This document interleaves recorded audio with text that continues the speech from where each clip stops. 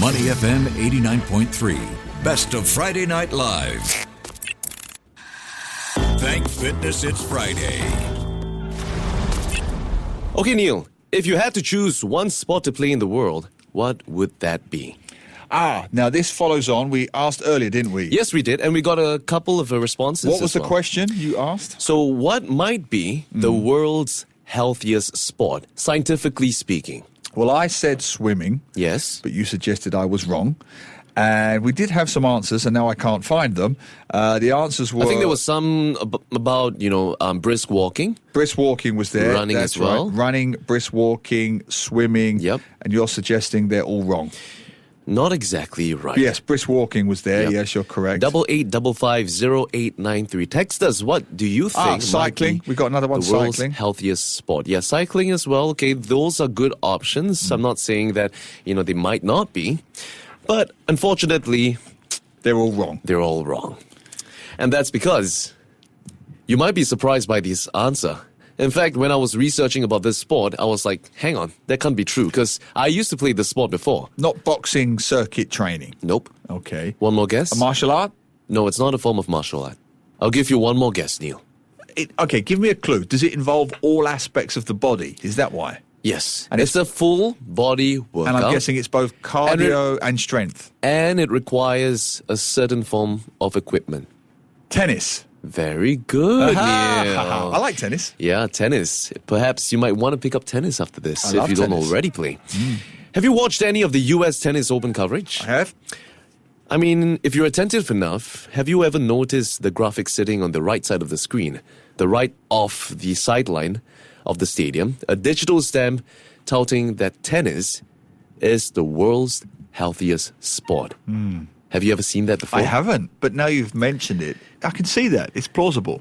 Yeah. But then, that's quite a huge claim and in-your-face claim to make during the sport's highest profile. I mean, that's when possibly millions of people are watching, and for you to make that claim, it's pretty bold of them to even put it up there.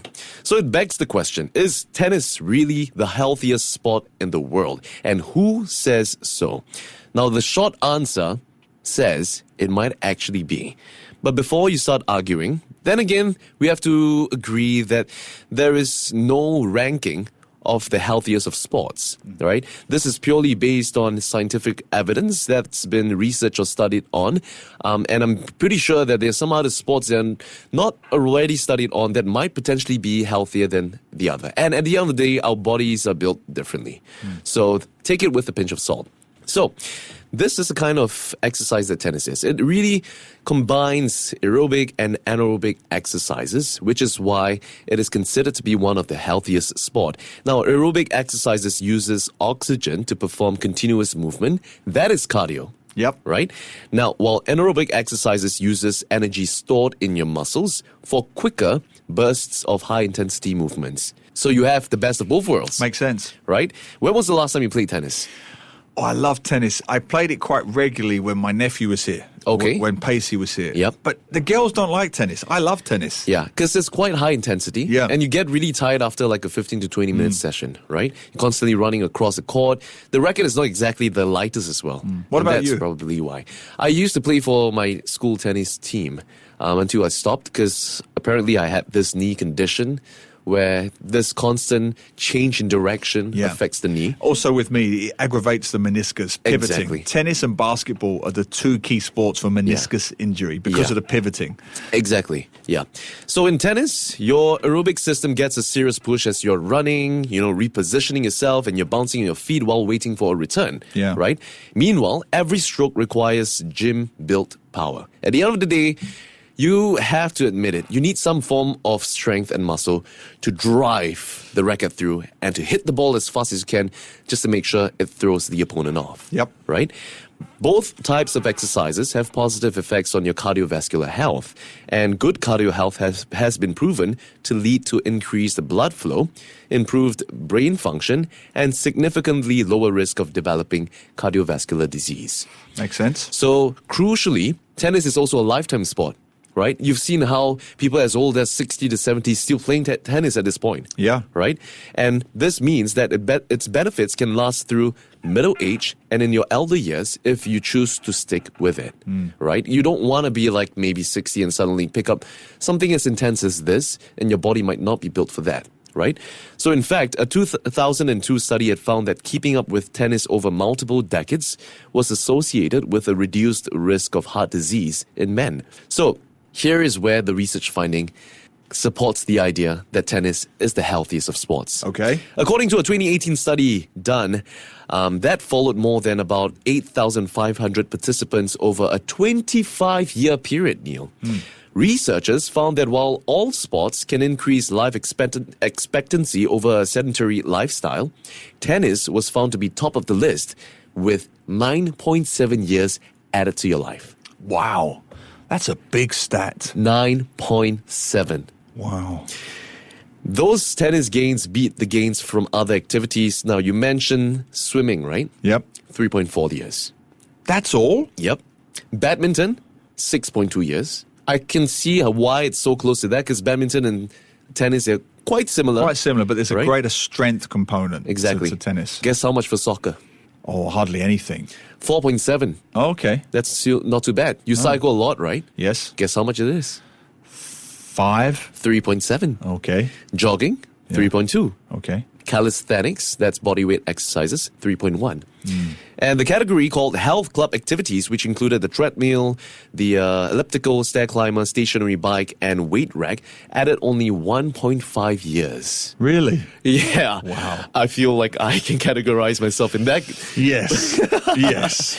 Sadly, I gotta pick up tennis. You have. Okay, so why is that so? As a possible explanation, the researchers pointed to the potential impact of social interaction and community as the activities showing the greatest increase in lifespan require 2 or more people. Makes sense. So that kind of gives you a bit of something to look forward to, right? Yep. Social connection is strongly linked to longevity, as it can help keep loneliness, which raises the risk of Alzheimer's and dementia at bay.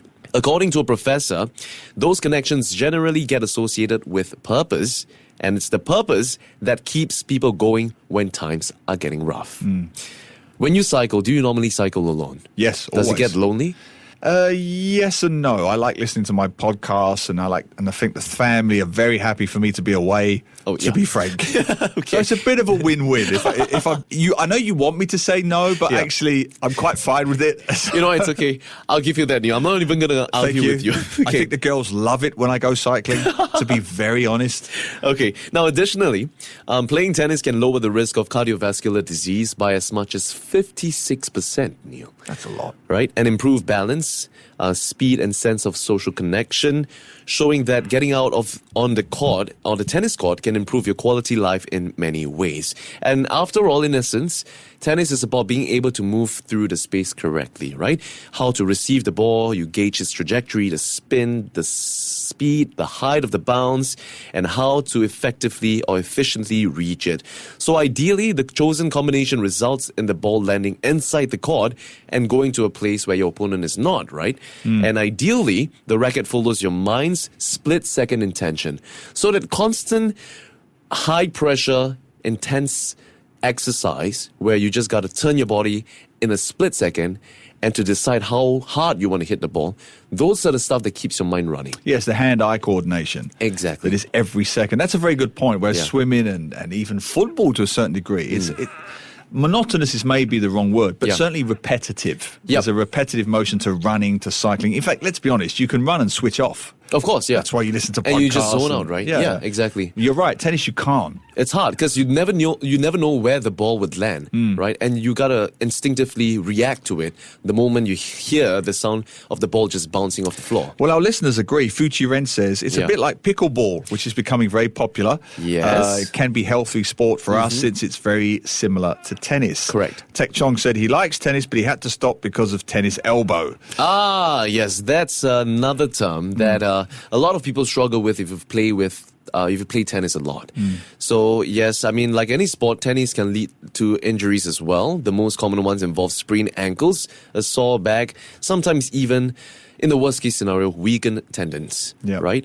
But it's remarkably low risk as compared to many other sports. According to an institute, in comparison to 10 of the most popular high school team sports, tennis was ranked first for safety. So some experts have stepped up to say that even tennis might help stave off injury, especially for older players. If you can balance yourself in a tennis court, you're more likely to, negotiate on falls and perhaps even find your footing better. So that explains why it might be a perfect sport for the oldies, right? So at the end of the day, tennis is also a good workout for the brain. You learn new skills and it can help you buffer against cognitive decline. And to conclude, while tennis might be singled out as the healthiest sport in the world, there is some truth to it, I feel. But we don't necessarily rule out the fact that you shouldn't do any other sport out there. I feel like every other sport still has its benefits, and at the end of the day, life is all about balance. You don't want to be doing something too much to the point where you overexert yourself. And it certainly is one of the most beneficial forms of exercises for both physical and mental health.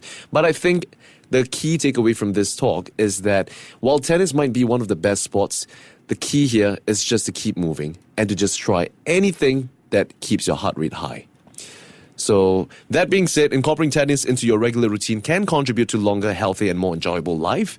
So grab a racket, get on the court, and remember, a little daily tennis can help you serve up a longer life. Beautiful. Beautifully put, my friend. And that's all we have for Thank Fitness. It's Friday. And that's Game, Set and Match, Dan Coe. To listen to more great interviews, download our podcasts at audio.sg or download the audio app. That's AWEDIO, audio at the App Store and Google Play.